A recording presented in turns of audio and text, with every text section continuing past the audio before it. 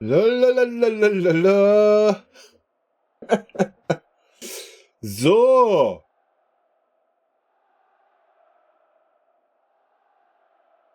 Muss ich erstmal das hier ganz ausmachen. Dann kann ich mir auch einen Kopfhörer abnehmen.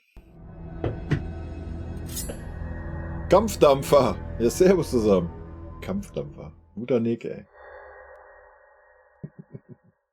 Gefällt mir. Musiala Magic. Servus. Heavy Metal Pipes. Guten Abend. Mara Wub Wub. Fabi Miss Fearless. Servus.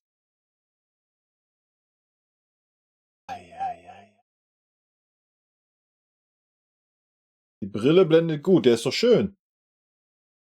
Kann ich euch was erzählen und kann gleichzeitig Morsezeichen geben, falls ich in Gefahr bin oder so. Ist doch supi, oder?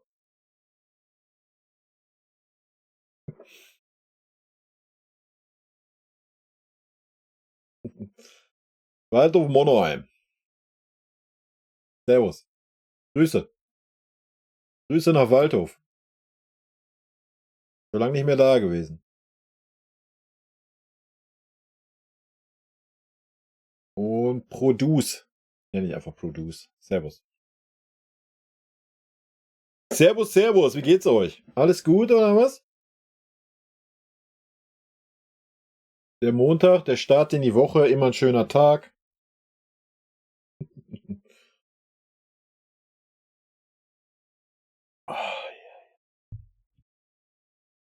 Hadi, moin. Moin, moin.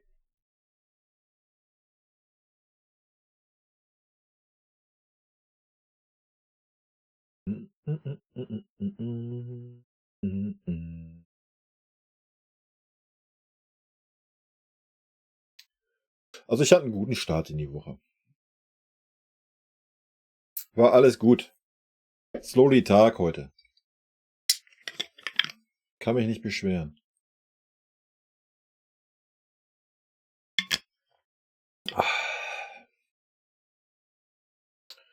Ja, in der ersten Phase hier vom Stream gehe ich natürlich ein bisschen auf den Chat ein. Ne? Wir gucken mal, wenn nichts los ist, habe ich natürlich ein paar Themen, zu denen ich ein bisschen was erzählen kann. Aber erstmal, ja, warten wir mal noch ein paar Minütchen. Und ich gehe ein bisschen auf den Chat ein. Deswegen habe ich das mal so auf max 1,5 Stunden gesetzt. Weil letztes Mal habe ich ja irgendwie 3 Stunden Chat gemacht. Danach den Stream 2 Stunden oder 2,5 Stunden. Und von daher habe ich jetzt mal so ein Limit gesetzt, damit wir danach dann auch noch irgendwie ein paar Themen mal angehen können. Und man da mal ein bisschen gezielter drauf gehen kann. Wetter ist bescheiden, sonst alles gut. Ja, Wetter.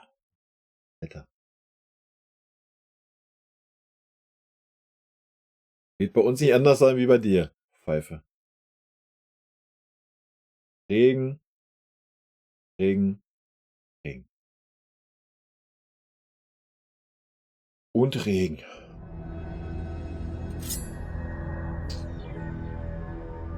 Waldorf Monraum, erstmal danke für dein Follow und Johannes343, ich danke dir auch für dein Follow. Ich sollte doch den Kopfhörer auf, sonst höre ich die Sounds nicht. Jetzt geht dir noch die guten Follows an mir vorbei. Kommen wir dahin.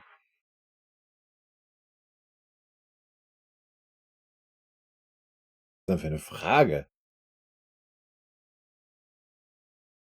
Das Thema Boateng kommt nochmal auf, nachdem Opa sich verletzt hat. Opa macht doch nur einen auf schön Wetter, weißt du? Mit der Opa mal schön, weil er schon Fuchs ist, weil er schlau ist, macht er mal schön jetzt 2 Wochen Pause. Ist ja nicht doof, der Opa. Nee, natürlich nicht.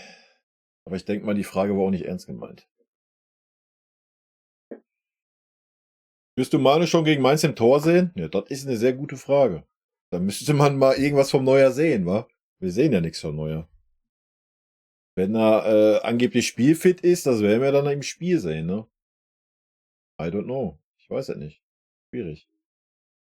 Ich weiß ja auch nicht, ob der jetzt schon mit der Mannschaft trainiert oder nicht. Oder mal zwischenzeitlich und dann wieder nicht. Keine Ahnung. Können wir halt so absolut nicht beurteilen. Ne? Ich denke mal, Ulle hat es gut gemacht und man sollte Neuer da schon die Zeit geben. Ich denke, es bringt auch nichts, ihn da reinzuschmeißen. Ja, stell dich mal vor, der macht da direkt im ersten Spiel irgendwie einen riesen Bock und im schlimmsten Fall verlierst du das Ding oder so, dann wird er gleich wieder zerrissen. Ne? Also man sollte ihm schon die Zeit geben. Klar, wenn er sagt, er ist fit, er ist spielfit. Das ist ja immer noch mal ein Unterschied, wie ich finde. Ja, wir werden sehen. Lassen wir uns überraschen. Ne? Gönn's ihm natürlich und bin sehr gespannt, wozu er noch in der Lage ist. Ne? Ob das unbedingt dann ja, so viel besser sein wie beim Ulle. Fußballerisch sehr wahrscheinlich, ja. Das ist ja auch nicht die große Kunst. Da hat der Ulle nun mal ein bisschen Schwierigkeiten. Aber hatte der Neuer zum Ende hin auch, ne? Da kam auch nicht mehr so genau die Rausspiele von hinten und so weiter. Mal abwarten. Also ich denke auf jeden Fall, dass der Neuer kein Thema in der Nationalmannschaft wird. Das glaube ich nicht. Da gibt's genug andere, die irgendwie auch im Saft stehen. Ja, und ob es dann bei uns ein bisschen stabiler wird in der Abwehr? Ja, ja. Viele denken das ja, wenn man so die Kommentare liest. Bin ich auch mal gespannt. Ne? Ob das einfach so einfach geht, wenn man sagt, ja, Neuer ist jetzt wieder da, jo, alles klar. Mal abwarten. Guerrero wieder verletzt. Ja, beim Putzen wahrscheinlich. Ist ja auch wieder so eine wilde Story, ne? Zwischen Training und Spiel. Mhm. Also im Training noch voll dabei und dann zu Hause, was weiß ich.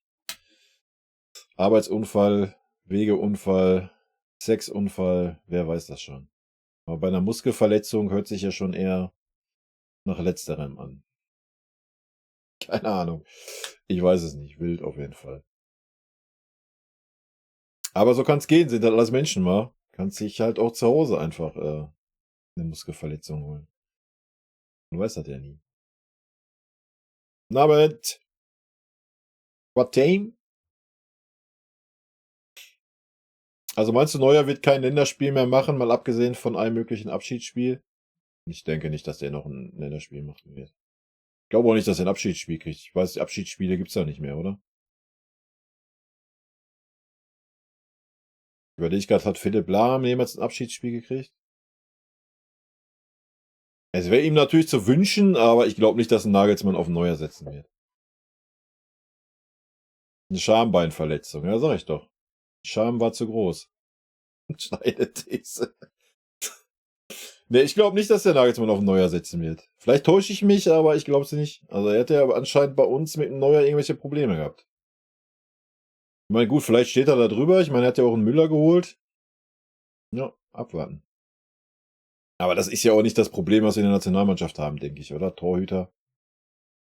Also aus dem Ter Stegen da noch rumeiern. Aus den Trapp. Alles gut. Klar, von der Persönlichkeit her und so, aber ja, weiß ich nicht. Weiß nicht, ob der Neuer immer noch so den Einfluss hat, weißt du? Den er mal hatte. Und ich denke mal, durch seine leichtsinnige, blöde Aktion mit seinem tollen Skiunfall. Ja, jetzt überlegt mal, wie lange er schon weg ist. Ja, weiß ich auch nicht, ob er immer noch so das Standing hat in der Mannschaft. Flick ist beim AS Rom auf dem Zettel. Ja, ich bin sehr gespannt auf den Hansi. Egal bei welchem Club der hingeht, bin ich sehr gespannt. Sag ich euch, wie es ist. Vielleicht widerlegt er mich ja. Vielleicht wird er ja dann mal ein Trainer. Bin sehr gespannt. Glaub zwar nicht, aber vielleicht wird er wieder der Co-Trainer vom, na, sag mal, vom Löw. Der Löw ist doch auch wieder bereit für den Club, hat er gesagt. Ich glaube, das ist eine gute Kombo. Löw und Flick, das hat gepasst. Aber der Flick alleine weiß ich nicht. Wie gesagt, er kann mich gerne eines Besseren belehren. Wäre mal sehr interessant, wenn er irgendwo anheuert. Ja, FCB-Triple, guten Abend. Gestern verdienter Sieg. Ja, verdient war der Sieg allemal. Also. Aber fairerweise muss man auch sagen, dass Freiburg nichts los war, ne? Nee, wir müssen keinen Boateng holen. Und wenn sich alle 3 Innenverteidiger verletzen, müssen wir keinen Boateng holen.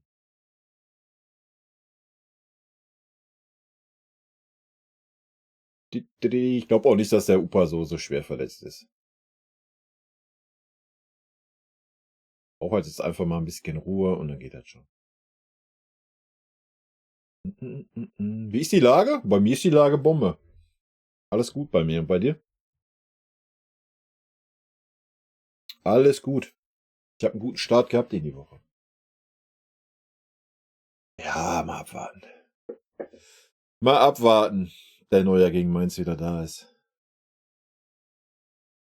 Wie gesagt, ich würde mich freuen, wenn der Neuer wieder da ist und auch wieder zu alter Form findet. Also ich kann mir schwer vorstellen, dass er die direkt haben wird. Also das ist halt schon schwer, ne? Also wenn du so lange nicht da warst, ja, du kannst immer viel trainieren, aber mit der Mannschaft hat er ja anscheinend auch noch nicht so viel trainiert. Also wild. Ich bin sehr gespannt. Also ich sehe da halt keine Eile aktuell, sag ich euch ganz ehrlich. Warum sollst du nicht noch irgendwie den Neuer erstmal unter 2 Wochen mal im Mannschaftstraining richtig belasten? Warum willst du ihn da gleich blind reinwerfen? Aber wie gesagt, wir wissen das ja nicht, wie weit er ist. Keine Ahnung. Aber ich sehe da jetzt nicht so die Notwendigkeit zu sagen, komm, jetzt muss der Neuer unbedingt jetzt aber gegen Mainz wieder da sein. Also wäre vielleicht der richtige Gegner, ja, um ihn wieder einzugliedern.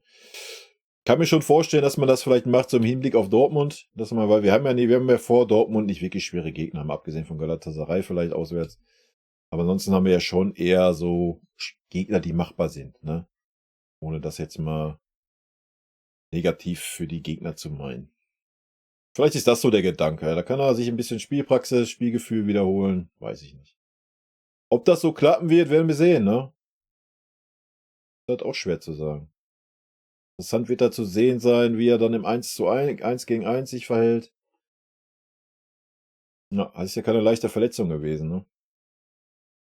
Und der Kopf, der spukt ja manchmal ein bisschen rum. Ruhe in der Abwehr gibt es erst, wenn Neuer und De Ligt wieder fit sind und stabil dauerhaft spielen. Ja, aber De Ligt ist ja anscheinend unterm Tuchel nicht wirklich gern gesehen, also. Heißt das im Umkehrschluss? Ja, kannst du dir jetzt ausrechnen. Ich bin gespannt, wie es mit De Ligt weitergeht, also, I don't know. Aber wenn wir die Anfangsphase sehen, haben wir ja gesehen, dass ein Tuchel ihn nicht wirklich favorisiert, sag ich mal. Was deine Prognose für Bayern, was Titel angeht, die kann ich dir absolut nicht sagen. Die kannst du aktuell nicht. Nee. Können wir mal wenn die Hinrunde durch ist, können wir das gerne mal angehen, das Thema. Ich denke, das jetzt zu sagen, ist einfach nicht wirklich seriös einschätzbar. Weil du weißt nicht, ob wir es fähig sind, jetzt in der Winterpause noch wirklich 2 Spieler zu holen, die uns verstärken, oder irgendwie nur 2 Spieler, die den Kader verbreitern oder sowas. Das wird schon eine wichtige Rolle spielen. Und dann natürlich auch, wie schnell die sich einfinden. Man muss gucken, wie weit Harry Kane besser eingebunden wird. Ich meine, jetzt gegen Freiburg war es schon einen Tacken besser, zumindest die ersten 25 Minuten. Zweite Halbzeit war es wieder so semi, also da ist auf jeden Fall Luft nach oben. Ja, das sind so Themen, ne? Wir sehen, Bundesliga, Leverkusen ist super stark im Moment, super konstant. Ja, ob die sich jetzt unbedingt eine Blöße geben, weiß man nicht. Gut, Leipzig hat viel Pech gehabt gegen Bochum. Darf man aber auch nicht abschreiben. Dortmund ist auch noch da. Also es wird nicht langweilig, die Saison. Das ist doch das Schöne. Also ich denke nicht, dass es einen Durchmarsch irgendwie von uns geben wird, diese Saison. Wie gesagt, aktuell würde ich das Momentum eher bei Leverkusen sehen. Was das anbelangt. Ja, und Pokal, ja, da haben wir jetzt Saarbrücken, okay. Keine Ahnung, ist halt auch immer Tagesform, ne? Wenn du Leverkusen kriegst, wenn du Leipzig kriegst, wenn du Dortmund so groß kriegst, weißt du halt auch nie. Ja, und Champions League, über das Thema brauchen wir gar nicht reden. Ganz ehrlich, dafür sind wir einfach nicht stabil genug im Moment. Und davon zu reden, ja, wir können uns irgendwelche Chancen für die Champions League ausrechnen. Aber wie gesagt, das kannst du jetzt, ja, an der aktuellen Form ist das schwer. Jetzt ist auch noch nicht wichtig. Jetzt ist wichtig, dass wir die Ergebnisse einfahren. Die fahren wir ein, Punkt. Ja, ist kein schöner Fußball teilweise, ist super langweilig, uninspiriert und nur Einzelaktionen. Ja, kann man alles kritisieren, tun wir ja auch, aber die Ergebnisse stimmen. Punkt. So. Und wenn wir dann nächstes Jahr im Mai unsere Hochform haben und alles an die Wand spielen, ja, dann ist doch alles gut. Dann hat der Tuchel alles richtig gemacht. Wenn dem nicht so ist, dann, ja, schauen wir mal. Korsika, guten Abend erstmal. Und Niklas, guten Abend. Ole macht das bisher top. Neuer muss da auch nichts überstürzen. Ja, das sehe ich genauso. Denke ich auch.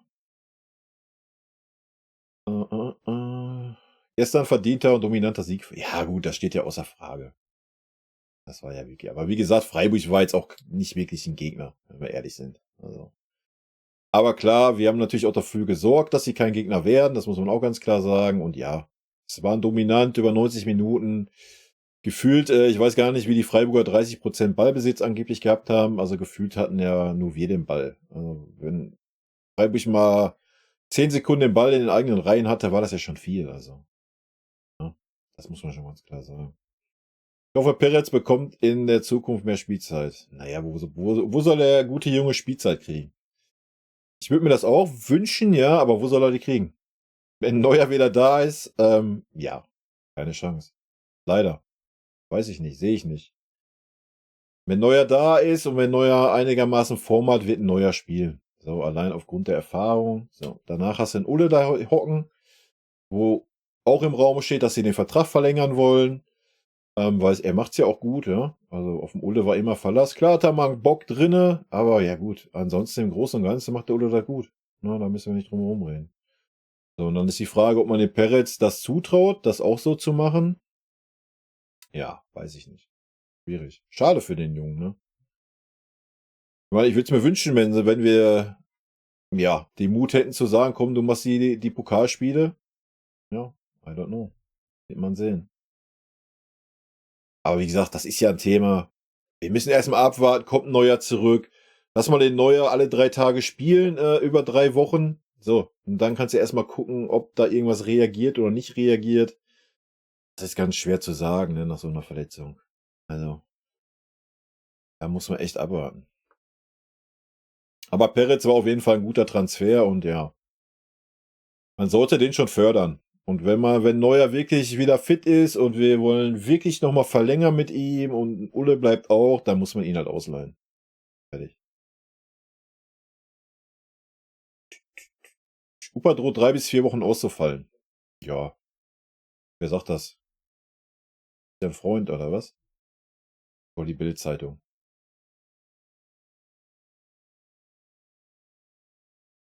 Ja, immer mal abwarten. Und wenn das so ist, dann ist das so. Dann werden wir trotzdem 11 Spieler auf den Platz kriegen, bin ich mir sicher. Gegen Dortmund ein leichter Gegner? Nee, Dortmund ist kein leichter Gegner. Ich habe irgendwie im Gefühl, dass Tuchel die Saison nicht überleben wird bei der Spielweise, die wir an den Tag legen, auch wenn die Ergebnisse aktuell noch stimmen. Ja, ich meine, Uli Hoeneß, seine Aussagen waren ja auch wieder legendär jetzt, die er getätigt hat. Da kannst du natürlich jetzt schon wieder so viel hereininterpretieren. Das ist ja ein ganz wildes Thema. Ja, keine Ahnung. Es ist schwierig, ne? Also, wenn die Ergebnisse nicht stimmen, wär's schon kritisch, glaube ich. Wo man jetzt sagen muss, so gegen Freiburg war ja schon wieder ein Schritt nach vorne. Also, ja, man muss ihm einfach Zeit geben, ne? Wir meckern immer, ja, wir beschweren uns, was wir sehen und so, das ist ja auch alles richtig. Aber wie ich schon sagte, ich denke mal, du musst ihm mal Zeit geben bis zur Winterpause. Ob er dann das endlich mal hingekriegt hat, dass wir vielleicht mal mehr wie nur 2 Flanken, ich meine, gestern haben wir ja wenigstens mal Flanken gesehen, sonst sehen wir gar keine Flanken. Aber dass wir einen Harry Kane einfach mal ein bisschen besser eingebunden kriegen und nicht, dass ein Harry Kane den Zehner spielen muss. Ich meine, klar, das kannst du mal machen, aber das hat man gestern auch gesehen. Er hat's gut gemacht, aber war dann auch nicht mehr in der Lage, schnell genug da vorne zu sein. Ne? Halt teilweise. Teilweise war er natürlich auch im Strafraum, alles gut. Ja, schwierig. Muss man mal sehen. Aber dem muss er einfach mal ein bisschen Zeit geben da vorne. Die sich mal ein bisschen finden.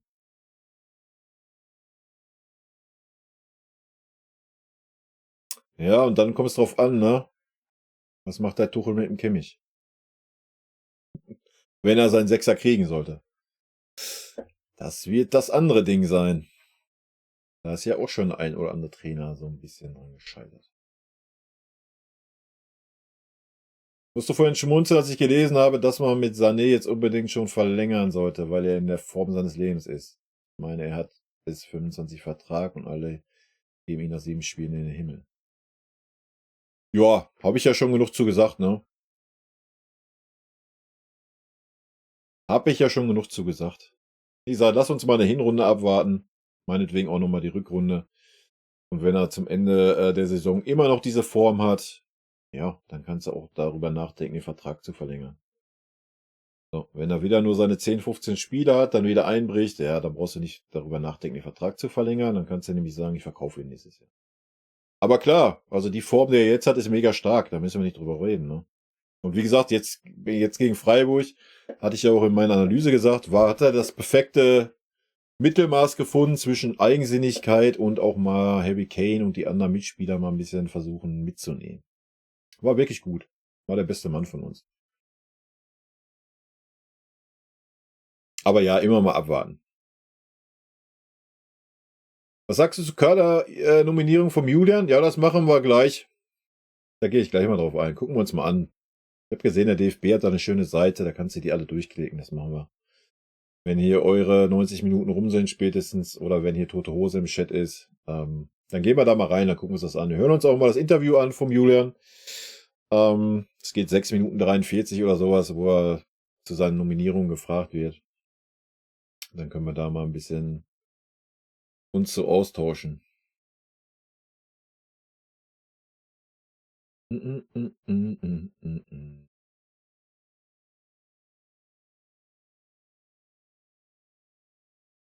Ballack hat mich arg getriggert mit seinem, das ist mir zu wenig vom FCB, da muss mehr kommen.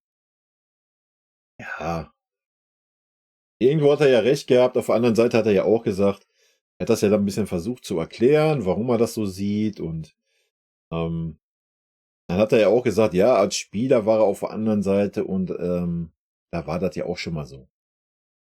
So, und mal ganz ehrlich, wenn 2-0 steht und Freiburg einfach keinerlei Anstalten macht, den Ball haben zu wollen oder geschweige denn den Ball mal über die Mittellinie spielen zu wollen, ja, ganz ehrlich, ja, dann schon halt die Kräfte.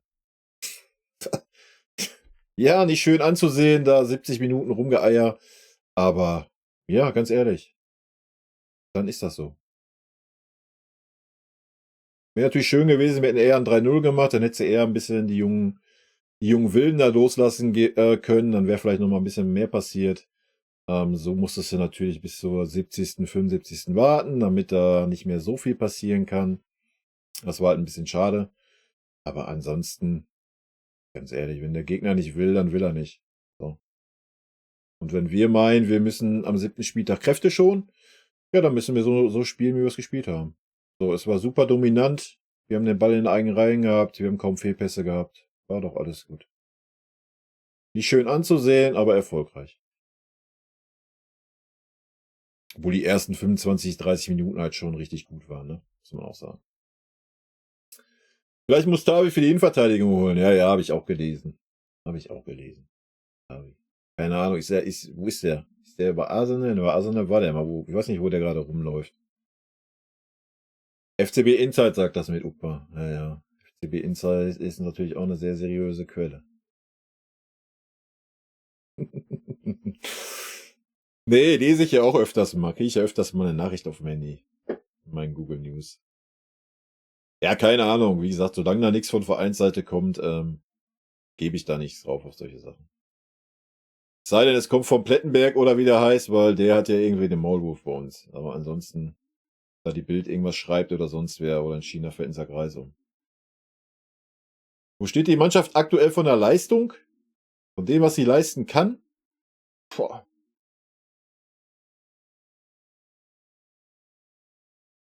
Boah. Schwierig.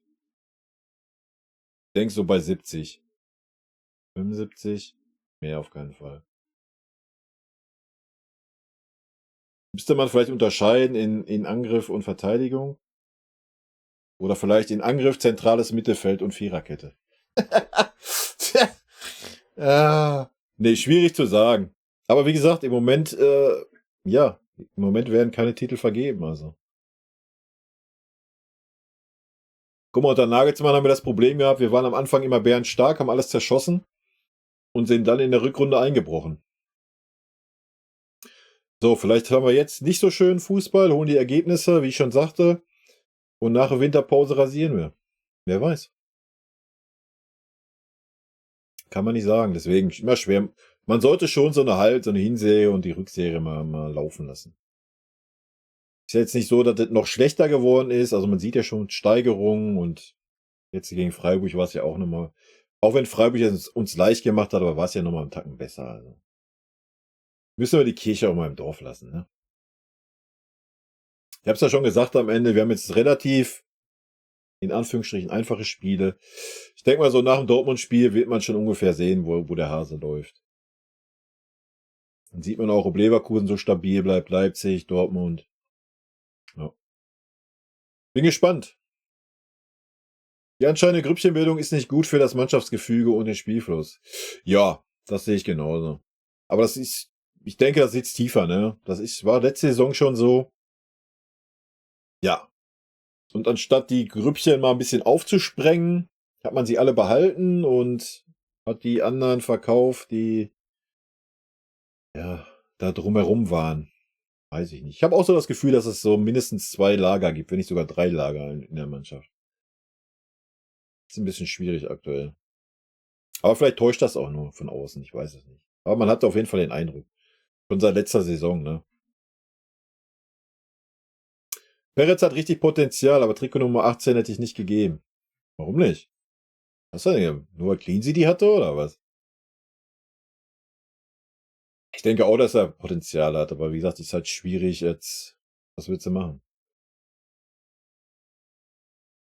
Willst du jetzt sagen, komm hier, Junge, bist jetzt die Eins oder was? Kannst du halt auch nicht bringen. Man könnte schon bringen, aber sobald er den ersten Fehler macht, Alter, wird der ganze Verein und er leider komplett zerrissen werden. Also ist das ja heutzutage. Tuchel traut sich niemals, Kimmich auf die Bank zu betten. Ich glaube schon, dass der Tuchel sich das traut. Der Tuchel ist schon ein Arschloch, wenn er will. Hat er gezeigt bei Chelsea und so weiter. Er hat einen Lukaku auf die Bank gesetzt, Alter, wo Chelsea über 100 Millionen für ausgegeben hat, hat die nicht gepoppt. Also ich glaube nicht, dass er ein Problem damit hat, den Kimmich auf die Bank zu setzen. Das Problem ist, dass er ihn gerade braucht. Hör dir doch mal seine Aussagen an, die er tätigt über unseren Sechser. Also ich glaube schon, dass er sich das traut.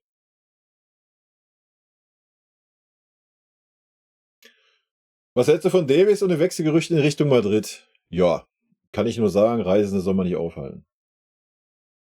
Kann das auch gerne nochmal ausführen. Also Fonsi kann ein super Verteidiger sein, hat er ja schon bewiesen, müssen wir nicht drüber reden. Aber er ist jetzt auch nicht der Überverteidiger, ne? Ja, er ist super schnell, dadurch macht er immer einiges weg. Aber wenn du dir das mal genauer anguckst, wie viele Flanken er zulässt, aktuell die Form ist jetzt nicht berauschend, ja, das geht besser, von daher ist es ein bisschen schwierig zu beurteilen.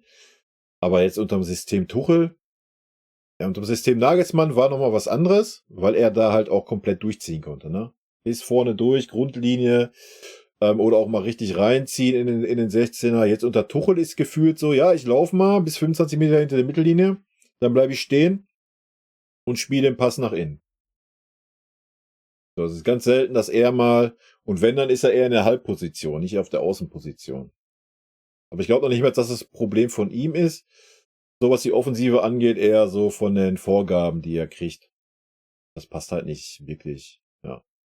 Wie gesagt, Fonsi lebt davon, Alter, dass er marschiert, ne? So, und anscheinend soll er nicht weiter marschieren wie 25 Meter hinter der Mittellinie. So, weil wir ja nicht flanken dürfen. Zumindest über links nicht. Über rechts durften wir gegen Freiburg jetzt, ich glaube, 3-mal flanken. Über links haben wir nicht einmal geflankt. Flanken aus dem Halbfeld gibt's bei uns auch nicht. Ja, schwierig dann für Fonsi, ne? Wie willst du ihn beurteilen? Er kann offensiv eine Waffe sein, hat er gezeigt unter Nagelsmann. Also, defensiv hat er immer schon Defizite gehabt, das wird sich auch nicht ändern, weil er ist ja auch kein gelernter rechter Verteidiger. Ja, keine Ahnung. Wenn der Tuchel bleibt, wenn der Tuchel so sein System hat, Kannst du halt auch einen defensiveren linken Verteidiger da haben, der vielleicht dann auch die Defensive besser beherrscht. Und wenn Real dann meint, die geben uns 100 Mille für den Fonsi, ja, dann muss ich ihn verkaufen. Fertig. Wäre zwar schade, aber ja.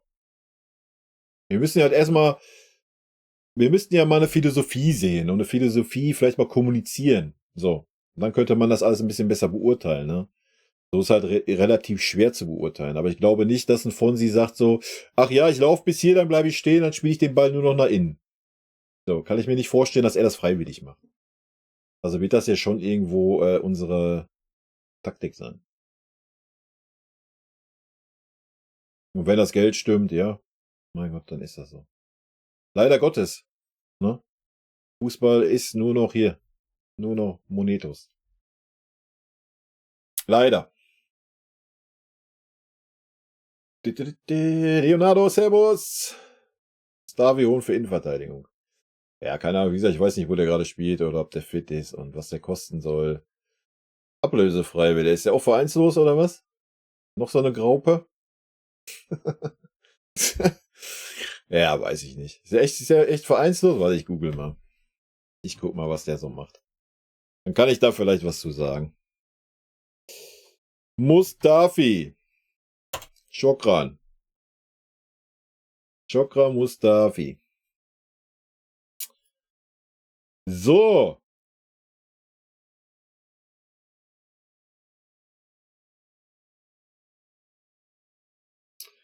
Geburtsort ist wichtig, Vertrag bis gar nicht. Okay. Vereinslos. Marktwert 1 Mille. Ja, Halleluja.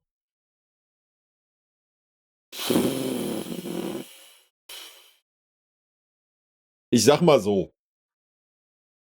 Wenn man das den Innenverteidigern aus der zweiten Mannschaft nicht zutraut und man den Vertrag bis Ende der Saison gibt und nicht mehr und der echt für kleines Geld kommt, ja, dann do it.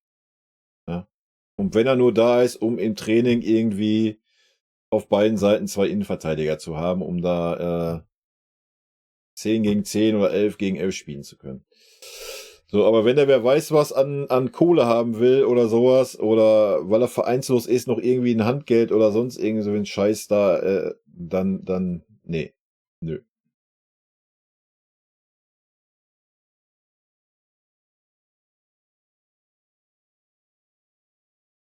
Aber ja, wenn man über einen Boateng nachdenkt, kannst du auch über Mustafi nachdenken. Da müssen wir uns nichts vormachen. Muss man ganz klar sagen. Wenn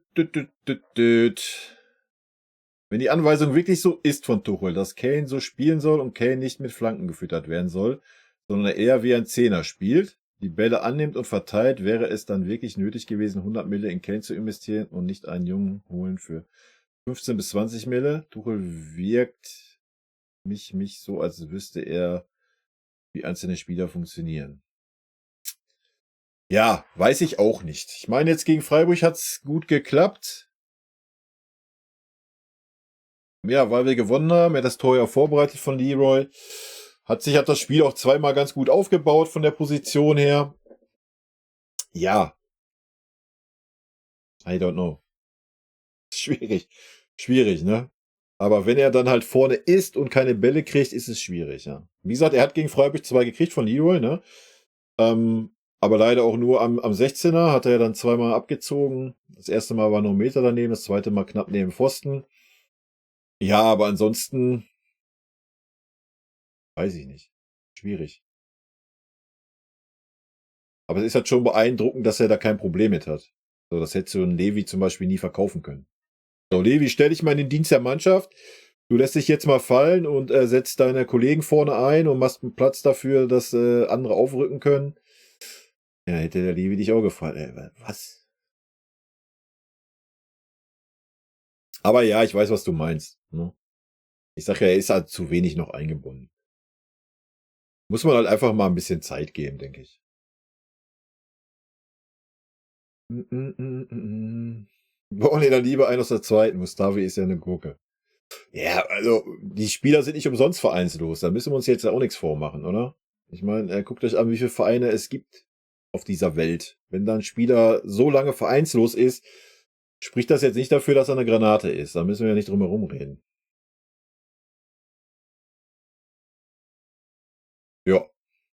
Das denke ich auch, ist ein großer Vorteil, ne? Der holt das allein die Aura, der Typ halt, wie mannschaftsdienlich er halt auch einfach ist, ne? Dass er sich auch dafür nicht zu schade ist. Und ich denke auch, umso länger er da ist, wird er auch mehr Einfluss im Kader haben, auch in der, so wie man so schön sagt, in der Kabine. Nicht nur auf dem Feld. Also ich denke schon, der wird noch richtig einschlagen.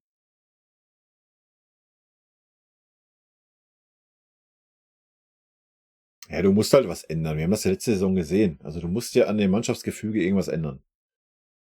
Ja? Da ist ja irgendwas nicht wirklich supi-dupi in Ordnung. Ja, wir haben mal zwischendurch Lust, dann haben wir wieder keine Lust. Aber du hast ja nie irgendwie das Gefühl, dass mal von den 11 oder von den 10 Feldspielern, wenn wir Torwart mal rausnehmen, dass da jeder für den anderen sich wirklich den Arsch aufreißt. So, das fehlt so ein bisschen manchmal. Oder fast immer. Halt schon wild. Siehst ja auch beim Torjubel. Du hast dann immer so 2, 3, die freuen sich richtig mit und der Rest so, ja, mir doch eigentlich Wumpe.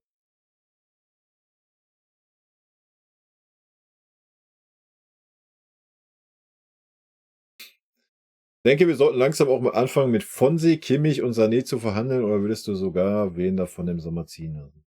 Ja, das habe ich gerade schon so ein bisschen gesagt. Wir müssten halt mal wissen, welche Philosophie wir in Zukunft spielen wollen. Das ist so ein bisschen, was man gerade schwer erahnen kann. Ich denke, Tuchel will 'ne Holding Six haben, sein Lieblingsthema, die wird er kriegen. So, dann ist die Frage, macht Kimmich den Achter? Kann er damit leben, dass er dann nicht mehr der Chef ist, weil der Chef wird die Holding Six sein. Punkt. Das ist Tuchels Fußball. Ja, dann wird 'n Kimmich eine untergeordnete Rolle spielen. Tuchel hat Kimmich gesagt, dass er kein Anführer ist. Er hat ihm gesagt, dass er keine Holding Six ist. Ich weiß gar nicht, ob 'n Kimmich unbedingt verlängern will. So, darf man ja auch nicht vergessen. Und wie gesagt, ob er so den Achter geben kann oder nicht, ja, werden wir dann vielleicht in der Rückrunde sehen. Schwer zu sagen. Und Sané, ja, wenn er die Form mal eine Saison liefert, die er gerade hat, oder beziehungsweise sagen wir mal auf einem hohen Level ist und dann immer mal die Peaks nach oben, ne, aber nicht so die Peaks über Wochen nach unten. Ja, wir haben halt sonst nicht viel Alternativen so, ne? Man kann's natürlich mit dem Sané verlängern. Und Fonsi haben wir ja gerade schon besprochen eigentlich. Kommt auch drauf an, wie Tuchel spielen will. Wie gesagt, wir spielen nicht so offensiv mit den Außenverteidigern unter Tuchel. Da kannst du halt auch einfach einen defensiveren linken Verteidiger haben. Ja. Dass er mal den Fonsi einen vorzieht, haben wir auch noch nicht gesehen, hat er sich auch noch nicht getraut. Natürlich bedingt dadurch, dass Guerrero ständig verletzt ist. Vielleicht sehen wir das noch in der Rückrunde, wer weiß. Dann kann man da vielleicht ein bisschen mehr zu sagen. Tuchel über die Seiten, Spielstil ist nicht schön anzusehen, aber klappt momentan. Ja, genau so sieht's aus. Leonardo, habe ich gerade auch schon gesagt. Die Ergebnisse stimmen, das ist das Wichtige am Anfang. So, ich habe schon das Beispiel vorhin gesagt. Nagelsmann war in der Hinrunde immer bärenstark, haben alles weggeknallt und in der Rückrunde sind wir eingebrochen, wenn es wichtig war. So, vielleicht sitzen wir hier nächste Saison am Ende der Saison und sagen, Alter, haben wir performt jetzt. Ja, und dann interessiert keinen mehr, ob du die ersten 10, 12 Spiele in der Bundesliga Grottenfußball gespielt hast und trotzdem Ergebnisse eingefahren hast. Oder ob du da schon den super-duper Fußball gespielt hättest. Von daher spricht alles im Moment noch für 'n Tuchel. Und wie gesagt, es ist ja auch nicht so, dass es schlechter wird. Ja, muss man ja mal sagen. So, Bochum war am Peak. Ja, dann war wieder ein bisschen Fari, Rari. So, gegen Freiburg war wieder ein kleiner Schritt nach vorne. Ja, mal abwarten. Ballack hatte schon recht mit dem, was er sagte. Ich glaube, das ist gerade der Plan, damit man sich nicht verausgabt, verletzungstechnisch bis Weihnachten. Ja, wie gesagt, ich finde das halt ein bisschen schwierig, dieses Thema nach 7 Spieltagen. Weißt du, wie ich meine? Wir sind beim 7. Bundesligaspieltag. Wir sind nicht beim 30. Spieltag, wo du von mir aus sagen kannst, boah, ja, die Jungs sind so platt, die müssen alle 3 Tage spielen, die müssen reisen, Blasels. Wir sind der FC Bayern, wir haben das jedes Jahr. So. Und letztes Jahr hatten wir vielleicht 3 Spieler mehr, die saßen nur auf der Bank. So, die wurden ja auch nicht eingesetzt in den Spielen dann. Da gab es auch keine Rotation. Da hat Tuchel keine Eier gehabt, einen Grafenberg zu bringen, einen Tell zu bringen, die saßen alle auf der Bank und sind versauert. Also sind seine Ausreden, die er da jedes Mal auf jeder Pressekonferenz bringt, ein bisschen weird in meinen Augen.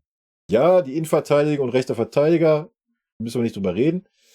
Aber alles andere, weiß ich nicht. Weiß ich nicht. Ja, man kann das positiv sehen und sagen, ein Pferd springt nur so hoch, wie es muss. Ja. Wir werden sehen am Ende. Ich denke, nach der Heim-EM werden viele Spieler gehen. Zum Beispiel Gnabry, Sané. Ja, wegen mir. Also es gibt auch andere Spieler auf Außen und ja. Also aktuell muss man ja sagen, wenn wir jetzt mal unsere Außen nehmen. So. Nehmen wir mal Sané, nehmen wir mal Coman, Gnabry. Eigentlich spielen wir ja nicht mehr über Außen. Also wir spielen den Ball nach außen, um dann nach innen zu gehen. Es ist ja nicht so mehr, dass wir außen bleiben. Ja, King hat's gestern mal gemacht gegen Freiburg, 3, 4 Mal. Aber das war's dann auch wieder. So. Ich weiß nicht, ob danach wieder eine rote Fahne an der Seitenlinie gewunken wurde, wo gesagt wurde, halt, stopp, jetzt nicht mehr, jetzt nur noch nach innen ziehen. Ich meine, wir haben diese individuelle Klasse auf Außen. So, und wir haben vorne einen Harry Kane stehen. Du hast auch die offensiven Außenverteidiger. Oder zumindest den linken Außenverteidiger, der mit Sicherheit in der Lage ist, mal die Linie entlang zu gehen oder auch mal zu hinterlaufen, um mal bis zur Grundlinie zu gehen, um mal eine Flanke zu schlagen. Ich denke, das wird der von sich schon schaffen. Aber so spielen wir halt nicht. So, und dann ist die Frage, brauchst du diese Spieler? So, dann kannst du auch einen Musiala dahinstellen. Der kann dann auch über Außen spielen, wenn es nicht darum gehen soll, dass der Linie hoch und runter rennen muss. So, aber das müssen unsere Außenspieler im Moment nicht. So, und dann spielt es auch keine Rolle. Ja. Ob da jetzt ein Gnabry steht, ein Sané oder ob da ein Spieler steht, der ein bisschen langsamer ist, der aber technisch dasselbe kann. Schwierig, wird man sehen. Ich sage ja, im Moment ist so das Thema, welche Philosophie haben wir? So, früher hast du immer gesagt, wir haben eine Philosophie, wir haben starke Außenstürmer, so, die sind auch mal eigensinnig, die ziehen auch mal in die Mitte, aber im großen Teil spielen wir über Außen und füttern unseren Levi, der da vorne drin steht. So, das war unsere grobe Strategie, mal ein bisschen angepasst, mal über die Halbfelder, um nach außen zu kommen, dass der Außenverteidiger hinterläuft. Beim starken Gegner, ja, war der Außenverteidiger auch mal ein bisschen defensiver, hat dann vielleicht mal aus dem Halbfeld geflankt. Da haben wir auch mal durch die Mitte gespielt mit einem Müller, der die Räume gesucht hat, der aber überall war. So, da hattest du eine klare Philosophie, die ist jetzt aber gerade nicht erkennbar. Also ich kann dir nicht sagen, welche Philosophie wir gerade verfolgen. Ich weiß es nicht. So, wenn wir das erstmal wissen würden, dann könnte man über einzelne Spieler reden, weißt du? Aber keine Ahnung. Kann ich dir gerade nicht wirklich beantworten. Traurig, aber wahr. Aber die Reporter, die dann da in ihren tollen Pressekonferenzen sitzen, die stellen ja so eine Fragen auch nicht.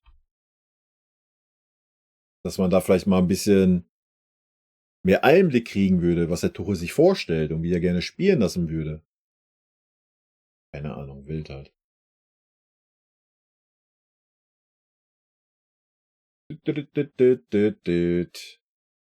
In Chelsea hast auch keinen Hoeneß gehabt, der dich nachts in deinen Träumen heimsucht. Nee, da hast du einen Abramovic gehabt, der hätte dich nachts erschossen, wenn du nach seiner Pfeife getanzt hättest. Ich glaube, das war nochmal ein anderes Kaliber wie ein Hoeneß. So von wegen reinreden und sagen, mach mal so und so. Oder auch in Paris. Also ich denke, da hat der Tuchel schon mit ganz anderen Leuten, ganz andere Leute da vor sich gehabt, die ihm da vielleicht ein bisschen mehr reinreden wollen, als es so ein Hoeneß tun würde. Bei aller Liebe zu Davies, aber sollte im Sommer ein passendes Angebot für ihn kommen, kann man ihn ruhig abgeben, meiner Meinung nach. Ja, das ist ja, was ich gerade sagte. So, wenn du nicht mehr damit spielen möchtest, dass dein Außenverteidiger mal bis zur Grundlinie durchgeht, dann brauchst du ihn auch nicht. So, und das kommt auf an, welche Philosophie wir fahren wollen in Zukunft. Ne? Weil dann brauchst du keinen, der wieder von der Grundlinie bis nach hinten gefühlt in 9 Sekunden da ist, um den Gegner nochmal den Ball wegzunehmen. So, wenn du defensiver spielst mit deinen Außenverteidigern, ja, dann können die auch ein bisschen lahmarschiger sein. Dafür sind sie dann vielleicht defensiv ein bisschen stärker. So. Ist halt schwierig zu beantworten.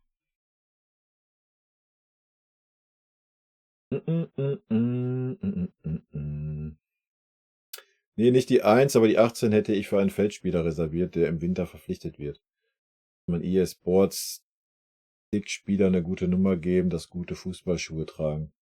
Kein Pink und so weiter. Gute Zusammenstellung des Kaders. Kein Pink. Kevin! Servus. Ja, war ja irgendwie, ich weiß nicht, irgendwo mit hatte das was zu tun, hat er in der Pressekonferenz erklärt gehabt, glaube ich. Warum er die 18 genommen hat. Ich finde es auch schwer, dass Tuchel oftmals in den Aussagen, die er öffentlich tätigt, eine andere Meinung vertritt als die Bosse. Ich finde, das gibt ein schlechtes Bild ab. Siehe Boateng oder die Sechser-Thematik. Ja, schwierig, ne? Man muss ja sagen, der Freund hat dem Tuchel ja den Rücken gestärkt, hat er das selber erzählt. Und sonst hat sich ja keiner öffentlich geäußert, oder? Ich glaube nicht, dass sich irgendein anderer Boss öffentlich geäußert hat zu dem Thema Boateng. Von daher kann man das so ja nicht sagen. Ja, der Freund hat ja schon gesagt, ja, ist uns scheißegal, uns geht's um Sportliche. Und dasselbe, was der Tuchel gelabert hat. Ja. Rix im Korb, servus. Was hast du verpasst? Eigentlich hast du, also ich bin hier eigentlich relativ positiv heute.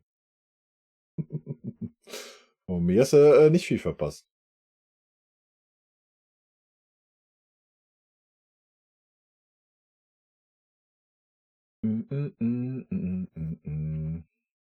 Was? Neid den Verhandlungen mit verpennt, weil sie keiner auf den Schlips treten wollen?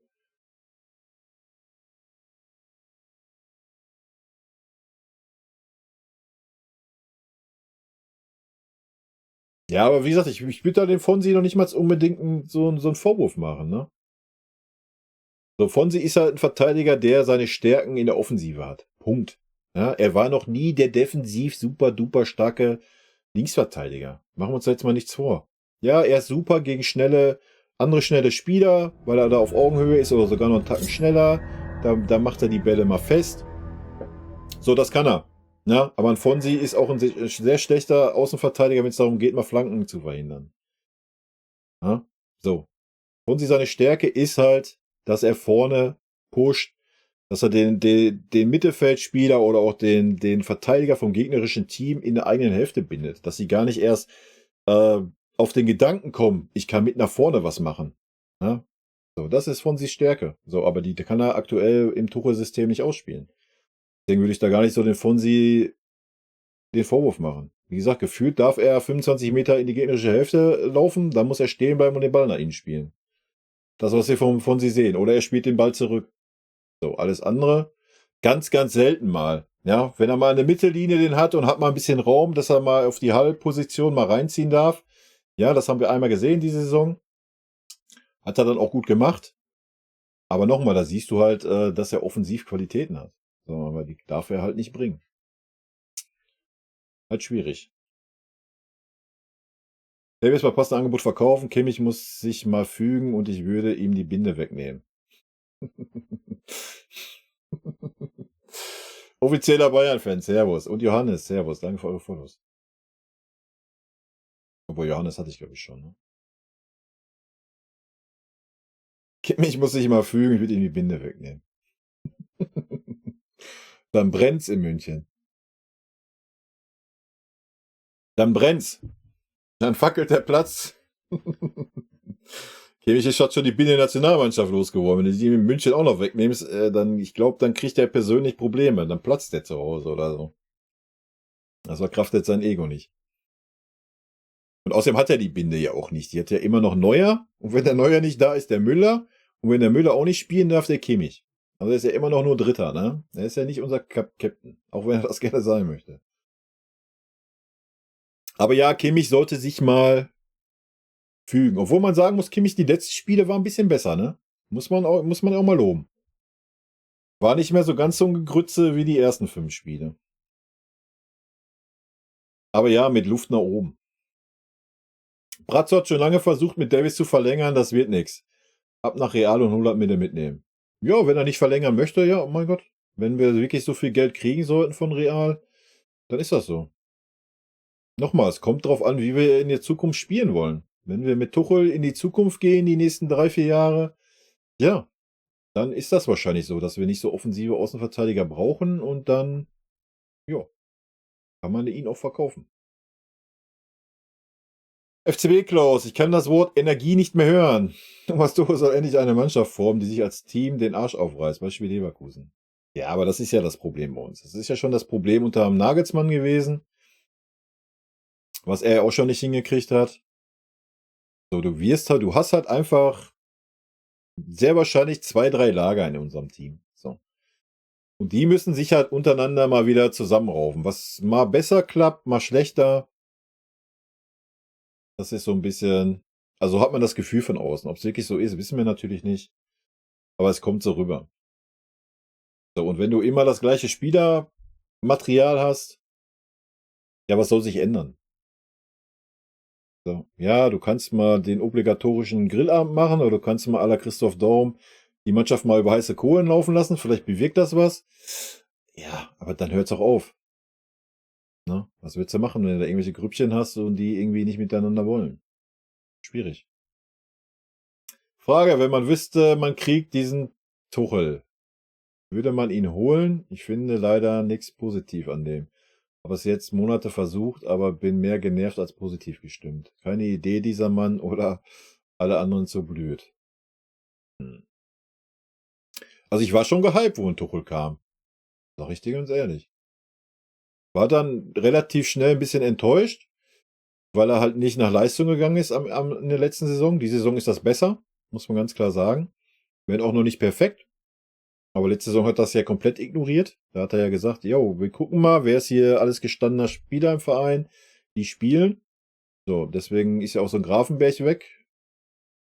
Wir können froh sein, dass ein Tell unbedingt oder dass ein Tell den Club so sehr liebt, dass er noch da ist. Ne? Den hätte er ja auch vergrault sonst. Schwierig. Die Saison ist es besser, finde ich. Also man hat schon gesehen, abgesehen von De Ligt, ja, den weiß ich nicht warum. Also das kann kein Leistungsgrund sein, hat er ja auch selber gesagt. Schwierig. Schwierig, schwierig. Und dass er Taylor halt nicht mal von Anfang an bringt, ja, weiß ich nicht. Ist halt zu jung. Ist Sven Tuchel zu jung, fertig. Müssen wir halt so akzeptieren. Gut, wir sind halt nicht beim FC Barcelona, wo 16-Jährige auflaufen und zum Stammspieler werden. Geht halt beim FC Bayern nicht, da musst du mindestens 21 sein. So wie es in Amerika ist, bevor du darfst kein Bier trinken. So ist das halt bei uns. Müssen wir mitleben. Aber bezogen auf die Sechser-Thematik stimmt das wohl, da hat Dresen sich im Vergleich zu Tuchel ganz anders geäußert. Was meinst du da genau?